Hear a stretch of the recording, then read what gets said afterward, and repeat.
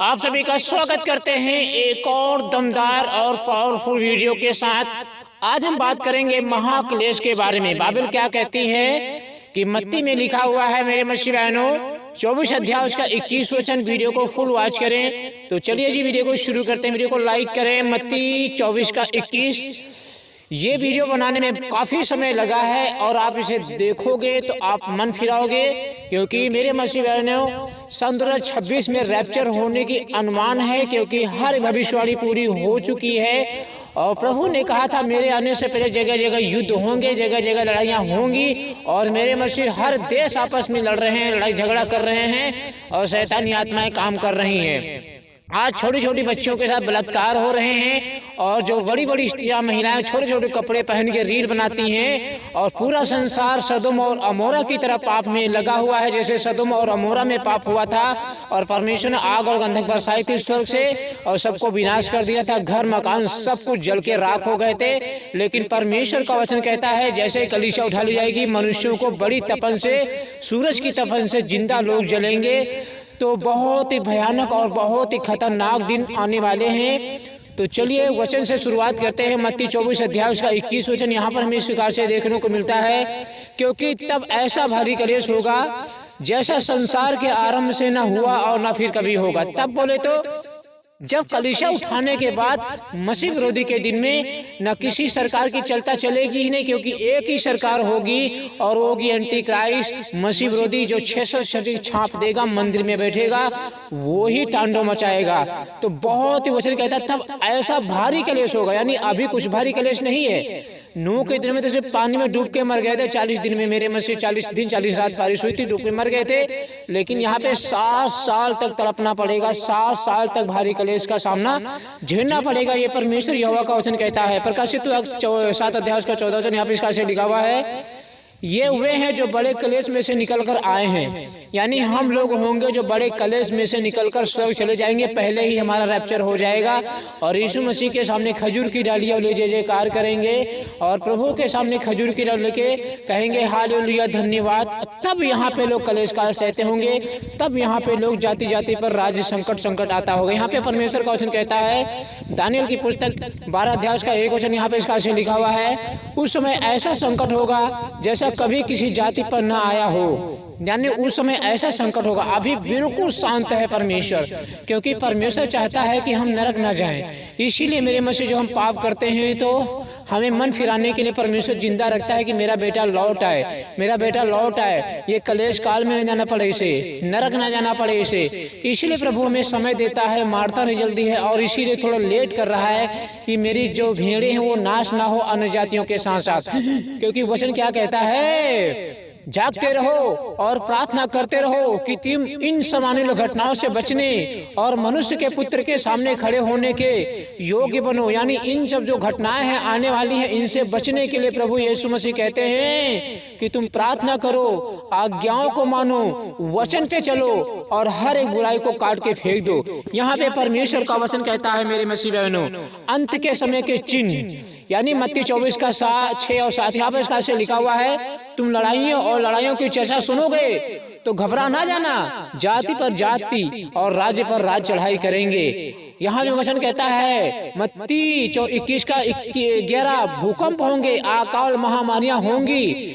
दूसरा तिमुथियुस 3 अध्याय का 1 वचन, अंत के दिन में कठिन समय आएंगे। ये सब परमेश्वर का वचन कहता है मेरे मसीह बहनों कि तुम लड़ाइयों और लड़ाइयों की चर्चा सुनोगे तो घबरा ना जाना, क्योंकि इनका होना बहुत जरूरी है। आप जानते हैं कि राज्य पर राज्य चढ़ाई कर रहा है। हर एक देश, अमेरिका हो या भारत हो या पाकिस्तान हो या रशिया हो या यूक्रेन हो, मेरे मसीह में हर एक जाति आपस में, हर एक राज्य, हर एक देश आपस में लड़ रहे हैं, क्योंकि अब एंटी क्राइस्ट आने वाला है। उससे पहले प्रभु यीशु मसीह आएंगे और हमको लेके चले जाएंगे और हम परमेश्वर के घर सुरक्षित पहुंच जाएंगे। और फिर वहां से वचन कहता है लूका 21 का 11, भूकंप होंगे, अकालों महामारियां होंगी। ये सब मेरे मसीह हो चुकी हैं और हो भी रही हैं, क्योंकि आप जानते हैं कि जो महामारी एक आई थी कोरोना वायरस, इसकी वजह से जो फेफड़े में इन्फेक्शन हो जाता था, वायरस फेफड़े में चला जाता था और लोग सांस नहीं ले पाते थे, तो हॉस्पिटल में भर्ती होते थे, लाइन लगती थी और बहुत सारे लोग मर जाते थे, तो लाशें पड़ी हुई थी। ये तो कुछ नहीं, ये तो ट्रेलर है मेरे मसीह पिक्चर का जो होता ट्रेलर।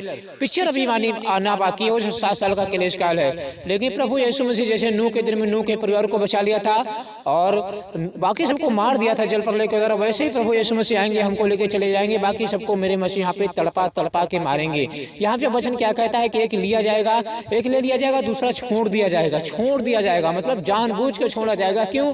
क्योंकि उसकी गलती होगी, वचन पे नहीं चलता होगा, प्रार्थना नहीं करता होगा, आज्ञाओं को नहीं मानता होगा, परमेश्वर के वचन पे नहीं चलता होगा, इसीलिए वो क्या करेगा, यहाँ पे रह जाएगा, वो यहाँ पे छोड़ दिया जाएगा और फिर उसे भारी क्लेश का सामना करना पड़ जाएगा। यहाँ पे दूसरा तीमुथियुस 3 अध्याय का यहाँ पे इसका लिखा हुआ है, अंत के दिन में कठिन समय आएंगे। आज अंत के दिन में कठिन समय आएंगे, लोग स्वार्थी हो जाएंगे, डिंगमार हो जाएंगे, मतवाली हो जाएंगे, माता पिता की आज्ञा नहीं मानेंगे, घमंडी हो जाएंगे, ढीठ हो जाएंगे।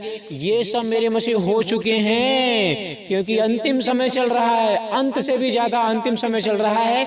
इसीलिए प्रभु चाहते हैं कि मेरे बच्चों, मेरे बेटे बेटियां लौट आओ, यीशु मसीह का आगमन होने वाला है। यहाँ पे परमेश्वर का वचन क्या कहता है, ध्यान देना, रैप्चर, कलीसिया का उठा लिया जाना। पहला थिस्सलुनीकियों 4 अध्याय उसका 16 और 17 वचन यहाँ परमेश्वर से लिखा हुआ है, क्योंकि प्रभु आप ईश्वर से उतरेगा, ललकार के साथ उतरेगा और मसीह में जो मरे हैं वे पहले जी उठेंगे, तब हम जो जीवित बचे रहेंगे बादलों के साथ उठा लिए जाएंगे कि हवा में प्रभु से मिले। ये परमेश्वर का वचन कहता है, जो मसीह में पहले मर चुके हैं वे पहले जी उठेंगे और हम जीवित बचे रहेंगे, तो उनके साथ बदल जाएंगे और यीशु मसीह के साथ चले जाएंगे। यीशु मसीह यहाँ पे नहीं आएगा, वो बादल पे रहेगा, स्वर्गदूत हमें लेने के लिए आ जाएंगे। पहला कुरिन्थियों 15 अध्याय का 51 वचन, देखो मैं तुमसे भेद की बात कहता हूँ, एक पल में आंख झपकते ये सब बदल जाएंगे। ये पौलुस कह रहा है कि मैं तुमसे भेद की बात कहता हूँ, आंख पलक मारते ये सब बदल जाएंगे। परमेश्वर का वचन कहता है यूहन्ना 14 का 2, मैं तुम्हारे लिए स्थान तैयार करने जाता हूँ और जैसे तैयार हो जाएगी और फिर आकर तुम्हें अपने यहाँ ले जाऊंगा। यीशु मसीह अपने चेलों से कह रहा है कि तुम चिंता ना करो, तुम विचलित ना हो, तुम परेशान ना हो, मैं जा रहा हूँ, तुम्हारे लिए जगह तैयार करने जा रहा हूँ और जैसे ही जगह तैयार हो जाएगी तो मैं तुम्हें लेने के लिए आ जाऊंगा। ये परमेश्वर का वचन कहता है कि जैसे ही जगह तैयार हो जाएगी मैं तुम्हें लेने के लिए आ जाऊंगा। वो जगह होगी हमारी नया यरूशलेम, स्वर्ग, वो हमारी जगह होगी, हम उसमें रहेंगे। जब मेरे मसीह हम स्वर्ग में होंगे, स्वर्ग में राज्य करते होंगे, तब यहाँ पे लोग भारी क्लेश सहते होंगे, तड़पते होंगे, चिल्लाते होंगे, रोते होंगे, पछताते होंगे और हम परमेश्वर के घर में आनंद के साथ खाना खाते होंगे और जीवन की नदी का जल पीते होंगे और इनाम पाते होंगे, मुकुट पाते होंगे। जो हमने यीशु मसीह के लिए किया है, परिश्रम किया है, उसके बदले प्रभु यीशु मसीह में मुकुट देते होंगे। ये परमेश्वर यहोवा का वचन कहता है मेरे मसीह ने। इसीलिए प्रभु कहते हैं मन फिराओ, परमेश्वर का पास लौट आओ। लेकिन मेरे मसीह यहाँ पे परमेश्वर हमसे क्या कहना चाहते हैं, ध्यान देना, चेतावनी परमेश्वर में दे रहे हैं, जागते रहने की चेतावनी, जागते रहने की चेतावनी। मत्ती 24 का 42, इसलिए जागते रहो क्योंकि तुम नहीं जानते कि तुम्हारा प्रभु किस दिन आएगा। मत्ती 25 का 13, 10 कुमारियां जागते रहो क्योंकि ना उस दिन को जानते हो ना उस घड़ी को जानते हो। ये परमेश्वर का वचन कहता है कि इसलिए जागते रहो, प्रार्थना करते रहो। तुम्हें नहीं जानकारी है कि तुम्हारा प्रभु किस दिन आएगा। आज आ सकता है, कल आ सकता है, परसों आ सकता है, अभी आ सकता है। ये परमेश्वर का वचन कहता है। कोई इस बात की चिंता नहीं करता है कि हम छूट जाएंगे, हम रह जाएंगे। सब अपने अपने जीवन जीते चले जा रहे हैं, लेकिन एक पलक मारते ऐसा समय आ जाएगा कि दो जन एक खाट पे रात को सोते होंगे, एक ले लिया दूसरा छोड़ दिया जाएगा और सुबह पता चलेगा मेरा साथी गायब हो जाएगा। हाहाकार इस दुनिया में मचा होगा, तांडव मचा होगा, त्राही दुनिया में मची होगी, बहुत ज्यादा त्राही मची होगी। लोगों को कुछ समझ में नहीं आ रहा होगा कि मेरी फैमिली के लोग गए तो कहाँ गए। यीशु मसीह आया, उनको लेके चला गया। यीशु मसीह आया, उनको उठा उठा के लेके चला गया और हम यहाँ पे रह जाए। नेटवर्क क्षेत्र से बाहर मोबाइल बता रहा, ऐसे आपकी मेरे मसीह फैमिली बताएगी कहाँ गए, ढूंढते रह जाओगे और वो मिलेगी नहीं। इसीलिए प्रभु कहते हैं कि उन 5 मूर्ख कुमारियों की तरह सोते ना रहो जो संसारी जीवन जी रहे हैं, उनकी तरह जीवन मत जियो। तुम तैयार रहो क्योंकि मैं तुम्हें लेने के लिए आ रहा हूँ, संसारी लोगों के लिए नहीं। और तुम भी यहाँ पे रह जाओगे तो संसारी लोगों के साथ तुम्हें भी कलेश सहना पड़ेगा, तुम्हें भी मुसीबतें सहनी पड़ेगी, तुम्हें भी दुख और तकलीफों का सामना करना पड़ेगा। बेशक आपके पास चिंता है, गरीबी, बीमारी, परेशानियां है, प्रभु कहते सारी मुझ पर डाल दो क्योंकि मुझको तुम्हारा ध्यान है, मैंने तुम्हें बनाया है, मैं तुम्हें लिए फिरता रहूंगा, मैंने तुम्हें चुना है। तो मेरी जिम्मेदारी बनती है कि मैं तुम्हें पालू पोसूं, मैं तुम्हारी मदद करूं। ये परमेश्वर यहोवा का वचन कहता है मेरे मसीह बहनों। इसीलिए प्रभु कहते हैं जागते रहो। यहाँ पे वचन क्या कहता है, जब हम प्रभु यीशु मसीह के साथ आएंगे, दूसरे राज्य करने के लिए आएंगे, तो देखो वह बादलों के साथ आने वाला हर एक आंख उसे देखेगी। ये परमेश्वर का वचन कहता है मत्ती 24:30, मनुष्य के पुत्र का चिन्ह आकाश में दिखाई देगा। हाँ, प्रकाशित 19:11, मैंने स्वर्ग को खुला देखा और एक श्वेत घोड़ा है और उसके ऊपर सवार है, यानी यीशु मसीह। ये यूहन्ना दर्शन देख रहा है कि मैंने स्वर्ग को खुला देखा है और एक श्वेत घोड़ा है जो उसके ऊपर यीशु मसीह बैठा चला रहा है, और हम भी यीशु मसीह के साथ पीछे पीछे बैठे चले आ रहे हैं राज करने के लिए। यहाँ पे मत्ती 24:30 कहता है मनुष्य के पुत्र का चिन्ह आकाश में दिखाई देगा। लोग छाती पीटेंगे, लोग रोएंगे, पछताएंगे और कहेंगे हमने कौन सी गलती कर दी, हमने क्या कर दिया, हमने यीशु मसीह में विश्वास क्यों नहीं किया, हमने प्रभु की आज्ञाओं का पालन क्यों नहीं किया, हमने क्यों नहीं यीशु मसीह के वचन पे चला। ऐसे लोग रोएंगे, ऐसे लोग तड़पेंगे। लेकिन वचन कहता है उस समय बहुत देर हो चुकी होगी, उस समय बहुत ही ज्यादा देर हो चुकी होगी।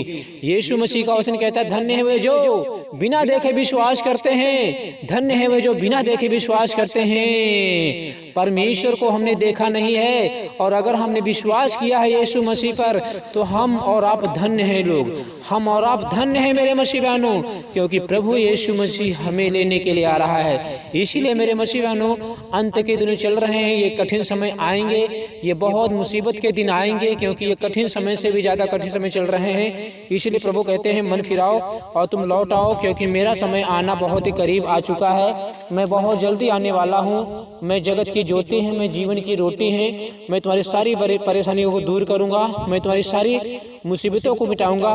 तुम चिंता यह न करना कि क्या खाएंगे, क्या पिएंगे, क्या ओढ़ेंगे, क्योंकि प्रभु कहते हैं मैं जानता हूं कि तो इन चीजों की आवश्यकता है। इसीलिए नम्र बने, इसीलिए दीन बने और पश्चाताप करें, मन फिराएं और परमेश्वर प्रभु यीशु मसीह के पास लौट आए, क्योंकि सर्वशक्तिमान ईश्वर आ रहा है। तो चलिए जी करते हैं छोटी सी प्रार्थना जो होगी हमारी खुदा से प्रार्थना।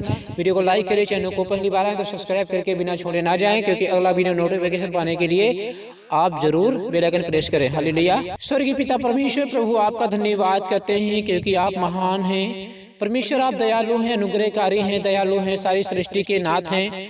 आप सारी सृष्टि के मालिक हैं। आपकी दया हम पर बनी रहे, आपकी करुणा हम पर बनी रहे, आपकी छत्र छाया हम पर बनी रहे, आपका प्रेम हम पर बना रहे। पिता आपने हमें चुना है, आपने हमें बचाया है, आपने हमारी गरीबी दूर की है। पिता जितने लोग परेशानी में हैं, जितने लोग मुसीबत में हैं, जितने लोग बेचैनी में हैं, घबराहट में हैं, चिंता में हैं, दुख में, परेशानी में हैं, इनके सारे दुख दूर हो जाए, इनकी सारी प्रॉब्लम मिट जाए, इनकी हर दिक्कतें दूर हो जाए, इनकी डिप्रेशन दूर हो जाए, इनकी चिंताएं दूर हो जाएं। इनके प्रभु जी देने वाले हाथ बनाइए, भिखारी जैसा जीवन ना हो पिता परमेश्वर। इनको किसी का की निंदा बदनामी ना सहने पड़े, इनको किसी का हाथ ना फैलाना पड़े। यीशु मसीह आपका धन्यवाद करते हैं। Hallelujah, hallelujah. धन्यवाद, धन्यवाद, धन्यवाद, धन्यवाद, धन्यवाद, धन्यवाद, धन्यवाद, धन्यवाद। पवित्र आत्मा का धन्यवाद करते हैं, पवित्र आत्मा की महिमा करते हैं, आपकी बड़ाई करते हैं, आपकी तारीफ करते हैं, आपकी जय जयकार करते हैं, क्योंकि आप जगत की ज्योति हैं, आप जीवन की रोटी हैं पिता। आप सत्य हैं, आप मार्ग हैं, आप जीवन हैं पिता परमेश्वर। आपने मुझे जीवन दान दिया है, आपने हमारी सहायता की है पिता, आपने हमें ब्लेस किया है पिता, आपने हमारी जरूरतों को पूरी की है पिता। आपका धन्यवाद करते हैं। मांगो परमेश्वर से, क्योंकि वचन कहता है कि मांगोगे तुम्हें दिया जाएगा, ढूंढोगे तो तुम पाओगे, खटखटाओगे तो तुम्हारे लिए खोल दिया जाएगा। प्रभु हमें ज्ञान दीजिए, हमें आशीष दीजिए, हमें चंगाई दीजिए प्रभु, हमें छुटकारा दीजिए प्रभु जी, हमारी जरूरतों को पूरी कीजिए प्रभु जी, हमें चंगा कीजिए पिता, हमें शुद्ध कीजिए प्रभु, हमें पवित्र कीजिए प्रभु जी, हमारी प्रार्थना का उत्तर दीजिए प्रभु जी। यीशु मसीह, जितने लोग गरीबी में जी रहे हैं, बीमारी में हैं, परेशानी में, इनकी सारी बीमारियां दूर हो जाएं। जो भी दुष्ट आत्माओं की पूजा पाठ करते हैं, जो भी मूर्ति पूजा करते हैं, इनके जीवन से मूर्ति पूजा हटाइए प्रभु जी, और आपके वचन पे चले, आपकी आज्ञाकारिता में समय बिताएं। यीशु मसीह, आपका धन्यवाद करते हैं, क्योंकि आप धन्यवाद के योग्य हैं, क्योंकि आप बड़ाई के योग्य हैं, आप तारीफ के योग्य हैं, आप जगत की ज्योति हैं, आप जीवन की रोटी हैं, आप सत्य हैं, आप मार्ग हैं, आप जीवन हैं पिता। आपने हमें हर संकट से बचाया है, आपने हमें हर डिप्रेशन से बचाया है, आपने हमें हर प्रार्थना का उत्तर दिया है। आप मेरे साथ रहते हैं, मेरी प्रार्थना को सुनते हैं, मेरी मदद करते हैं, मेरी सहायता करते हैं पिता, मेरी हर जरूरतों को पूरी करते हैं पिता, मेरी टेंशन डिप्रेशन दूर करते हैं पिता। आप सहायता करिए प्रभु जी, आप हमारी हर जरूरतों को पूरी करिए प्रभु जी।